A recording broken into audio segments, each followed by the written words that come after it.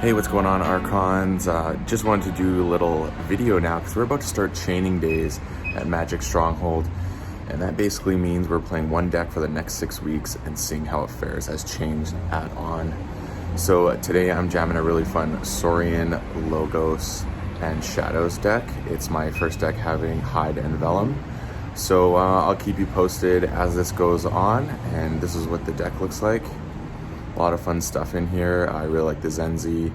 I also like the Saurian lineup with the double Axiom and the Crossosaurus with the Imperial Forge. So I'll check in after and see how things went. All right, so I just finished my first day of the 6-week chains challenge, and the deck I brought didn't get any chains. It went 2-2. I won my first game, and then I lost my next two, and I won my last game. I gotta say that as much as it has draw, there are some things you can draw into that are pretty much useless and don't help you. Yeah, I gotta figure out this deck a little bit more because I don't by any means think it's bad. I've won a lot of games, or a few games leading up into this, but it definitely didn't perform the way I anticipated. I got Zenzi out a bunch of times. I got to use my Hide and Vellum.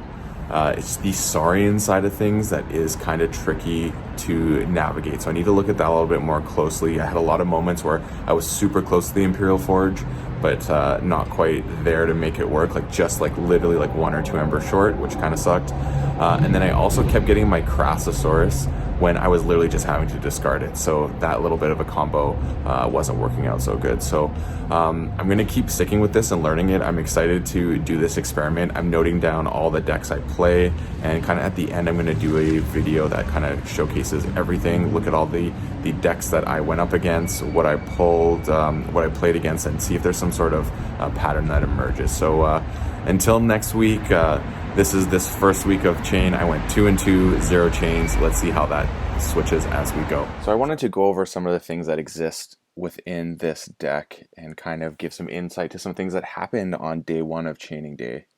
So this gives you some insight into the stats that exist within the deck. It has a good speed at 10, has pretty good stats around Ember control, board control, and expected Ember is a little low, but didn't seem to be a huge problem. So some of the things that happened was this Crassosaurus came up quite a bit in the early part of the game, and it was literally just a discard. So that was a little bit unfortunate, because that with the Imperial Forge is like something I'm really looking forward to pulling off at some time, and I'm hoping as I go through learning this deck that will come to play. One thing that did occur with this deck is I found myself a few times not really sure what to do, and my play was a little bit slower. In one of these moments during slow play, my opponent, my buddy Scuzzy Gruen, he basically had a gambling den out, and I got down to my last 3 cards, and I knew that 2 of them were from Shadows and 1 of them was from Saurian, and it ended up getting to the point where I had only 1 card left, being a Saurian Axiom of Grisk. And so I was holding my own gambling den, and it was at the end game, and I knew that I could get myself to a position where he would go in to check the following turn, but he would be able to pass to me where I was going to be able to pull off a gambling den for 4 Ember by not drawing any cards, because I had a Hide and Vellum in my archive, so I'd pull those, which gave me the liberty to play 2 cards, one of them being Gambling Den, and one of them being probably, I think, a Hawk for one of his artifacts, so I gained 2 Ember there. And so that was my plan, was to be able to pull off this Gambling Den and get 4 Ember, because I triggered it twice. But unfortunately, I went to time doing calculations and everything else that went along with not being completely fluid with this new deck. So I didn't get a chance to pull it off, because it wouldn't have been at a point where I would have gotten to do that, because I was on the last turn and he got to respond. So unfortunately, that was one thing that came, was my familiarity and speed with this deck is not the greatest, which didn't allow me to do some cool things. And I noticed had a few moments where I wasn't sure that what I was supposed to be playing, what house I should be calling. And that's something I've noticed with a deck that you do not have a ton of reps with, is you get that moment of that natural way to play it that just feels good. I haven't got there yet with this, and that's fine. I specifically chose this deck to be an experience where over the 6 weeks I learn it more and more, and I'll try and jam some games in between on TCO, but I want it to be this feeling within this experience of getting the chains and playing it that way and seeing how it works. So that's something that's really important to me as I go. So I think that's going to be a cool part of this experiment and why I want to document what I'm doing with the deck.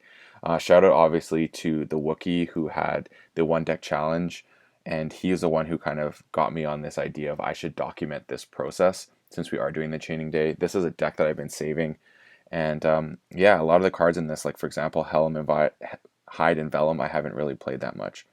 Um, the other thing that happened with this deck, which was kind of unfortunate, is I seem to, for some reason, get both my raiders together a lot. I'd rather have them spread out so I can bring them in to either make my opponent have to forge at a higher cost and be less efficient, or to stall them to allow me to move forward. One of those two things. And the other thing that was super weird is I got my Grisks a lot, like together, like literally back to back. And in my first game, I was able to use that to my advantage because my opponent played a huge board. I wiped it, and then the next turn did the exact same thing again, and I was able to wipe it. So that is one thing. The other thing in this deck is the shadow side of things. Is I'm very much like not knowing the best way to go about doing this. My shadows play I felt was really inefficient. I definitely think I made a few mistakes in my plays. I didn't necessarily do things in the most efficient manner, and I think I chained myself a few times, especially with the Imperial Forge.